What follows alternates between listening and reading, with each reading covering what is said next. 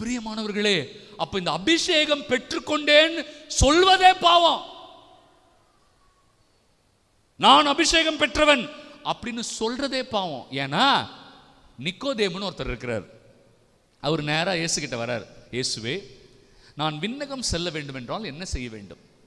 அவர் பெரிய அறிவாளி. அவர் சானட்ரீன், அந்த பரிசேய கூட்டமைப்பு இருக்கு இல்லையா, அறிஞர்கள், மறைநூல் அறிஞர்கள்லாம் இருக்கிற கூட்டமைப்பு, அந்த கூட்டமைப்பினுடைய மெம்பர் அவர் சொல்றாரு, நான் விண்ணரசிற்கு செல்ல வேண்டும் என்றால் என்ன செய்ய வேண்டும்? அதுக்கு இயேசு ஒரே ஒரு வார்த்தை சொன்னார். இயேசு 32 வயசு பையன், அவர் 60, 65 அல்லது 70 வயசு மூத்தவர், அனுபவம் மிக்கவர், அறிவாளி. இயேசு கிட்ட கேட்கிறார், நான் விண்ணகம் செல்ல என்ன செய்ய வேண்டும்? அதுக்கு இயேசு சொன்னாரு, நீங்கள் மறுபடியும் பிறக்க வேண்டும். ஹல்லேலூயா, சந்தோஷமா சொல்லுங்க. ஹல்லேலூயா, நீங்கள் மறுபடியும் பிறக்கணும்.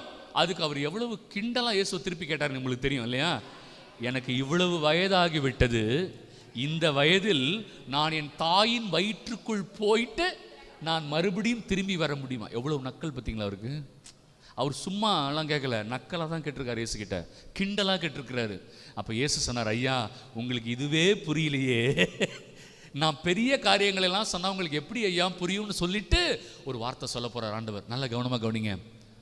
அபிஷேகம் பெற்றவர்கள் எப்படி இருப்பார்கள், ஆவியினால் பிறந்தவர்கள் எப்படி இருப்பார்கள்? அதான் அதுக்கு பதில் நான் சொன்ன பதில் இல்லை, இயேசு சொன்ன பதில். எப்படி தெரியுமா சொல்றாரு? காற்று எந்த திசையிலிருந்து வருகிறது என்றோ, எந்த திசைக்கு செல்கிறது என்றோ யாருக்கும், இது ஆவியினால் பிறந்தவர்களுக்கு பொருந்தும். கைகளை தட்டுங்களாம்.